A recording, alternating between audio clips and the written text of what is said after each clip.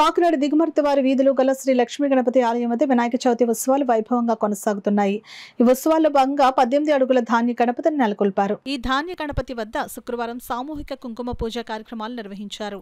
ఈ సామూహిక కుంకుమ పూజ కార్యక్రమంలో మహిళలు పెద్ద సంఖ్యలో పాల్గొన్నారు. మాజీ కౌడా చైర్పర్సన్ రాగిరెడ్డి చంద్రకళా దీప్తి స్వామివారిని దర్శించుకున్నారు.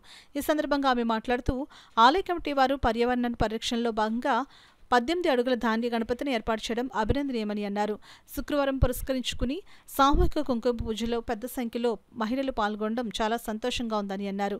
ఈ కార్యక్రమంలో పెద్ద సంఖ్యలో మహిళలు, కమిటీ సభ్యులు పాల్గొన్నారు. సందర్భంగా అంటే పర్యావరణాన్ని పరిరక్షించే విధంగా సుమారు 2011 నుంచి కూడా ఇక్కడ ఫ్రూటీ కుమార్ గారి ఆధ్వర్యంలో 18 అడుగుల గణపతిని ప్రతిష్ఠించడం జరుగుతుంది.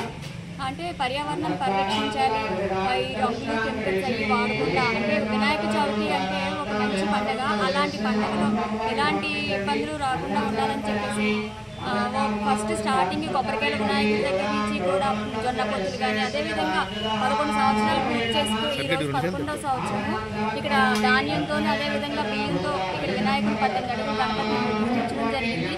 సుమారు 1000 కేజీల వరకు కూడా ఇక్కడ ఉపయోగించడం జరిగింది.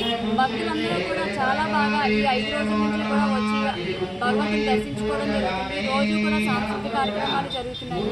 ఈ రోజు శుక్రవారం కాబట్టి సుమారు 750 మంది వరకు కూడా ఇక్కడ కుంకుమ పూజలో మహిళలు పాల్గొనడం జరిగింది.